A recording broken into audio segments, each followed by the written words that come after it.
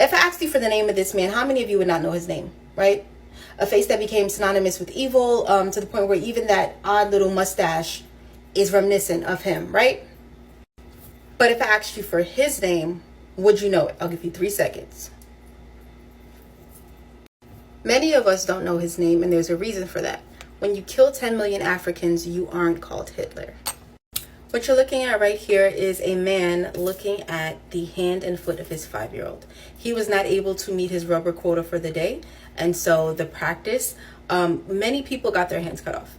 I don't even know how to say that nicely. Many people got their hands chopped off.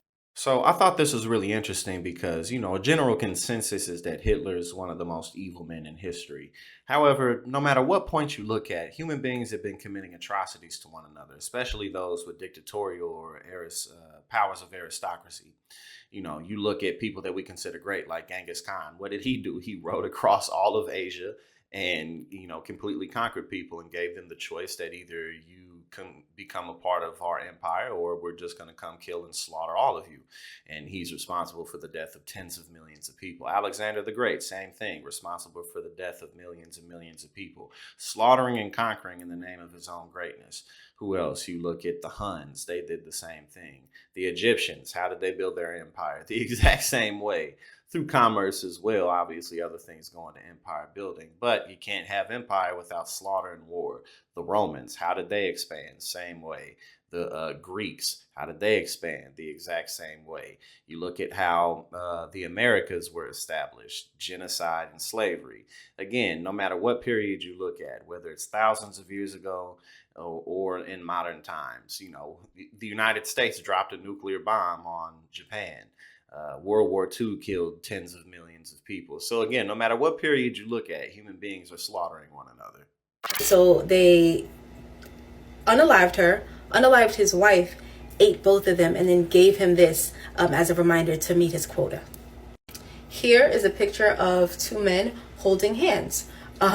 They are holding the hands of people, they were their neighbors basically, because they were forced to chop them off. Imagine being forced to cut off the hand of your neighbor. It got to the point where the quota was so high, right? And villagers knew that they could not meet that, so they would attack people in other villages to chop off their hands and give it to the soldiers to say, please don't kill us. Soldiers started taking hands to their heads of states, and it became a game almost. You know how people go hunting and they save the head and put it up on their wall? They would chop off the hands and deliver them to them.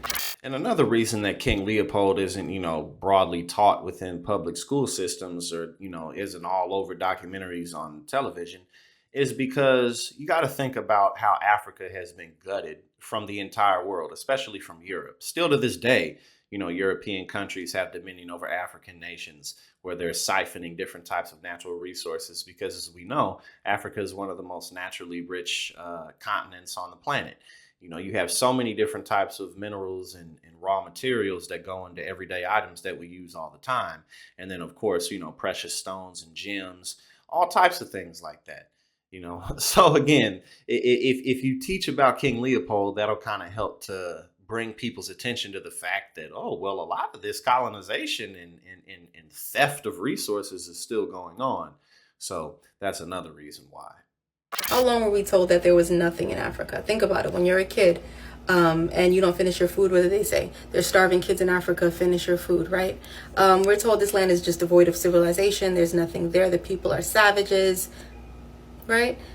How is that possible if that's where civilization began? And I don't know about y'all, but I've never seen someone break into a house that's devoid of value. Why would you break in? And a country's most valuable resource is its people.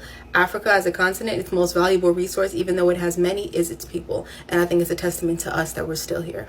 But one of the biggest reasons it's so important that we're all educated on real history is so that we can understand the types of things that we're capable of, not just for the bad, but also for the good. Human nature is very broad. We're very complicated creatures. We're not straightforward. We're not black and white. We're capable of being very violent. We're capable of being very aggressive. It's part of our nature, but we're also capable of being very loving and being very community oriented and, just striving towards the same goals and moving humanity forward in a more positive notion, in a more positive energy, in a more positive light. And that's also the importance of political involvement. That's the importance of regulation. That's important of just education in general because it allows the public at large to hold ourselves more accountable, so that issues don't just, explode out of control. With a more educated populace, all of us will be able to better contribute to making the worlds and the communities around us a better place.